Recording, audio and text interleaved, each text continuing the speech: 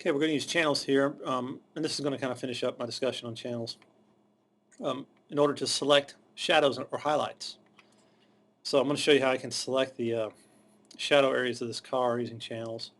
Um, and, and it's really a good way to do it because if you think about it, how do you select really a shadow? I mean, I could go into quick mask mode and paint in what I want, like with a soft brush.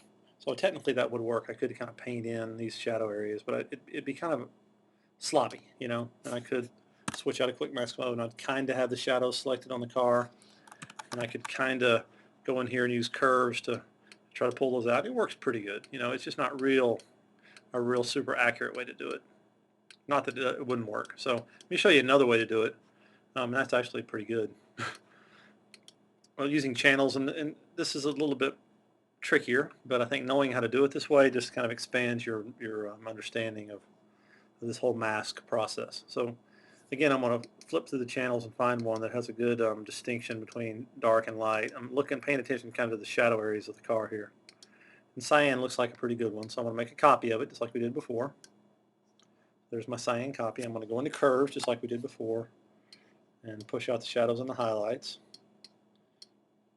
Now let me make sure everything's deselected on the screen. Okay, go back into curves. Here we go.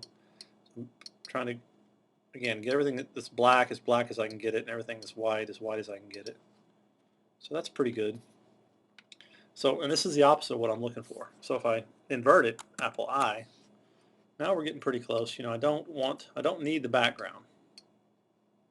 I don't need this back here. I don't need the grass. So luckily, earlier, I've drawn a path around this car just using my pen tool, which enables me to load that selection in, select the background, and get it all black just real quickly. So that made things a little easier. Okay, so I've almost got this masked the way I want it.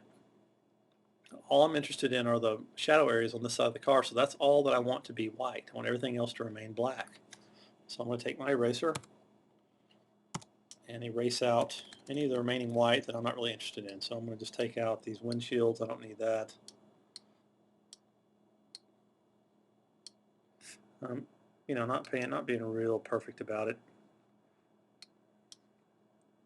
Okay.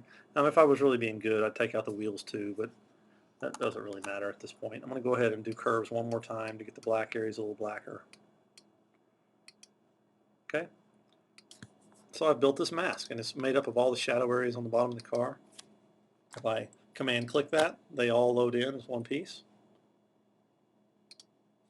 Then if I go into curves, could use levels, whatever, I can pull the shadows out of the car, and they look pretty good. Not necessarily any better than using quick mask. It's just a little bit more accurate because I didn't have to fuss with actually painting in everything I was looking for. So there's before and after. Okay, so that wraps up using channels to create selection masks from. And I hope the channels thing has made sense to everyone. And I'm going to do a couple of demos here at the end that'll kind of utilize some of these techniques and hopefully will help it all make sense.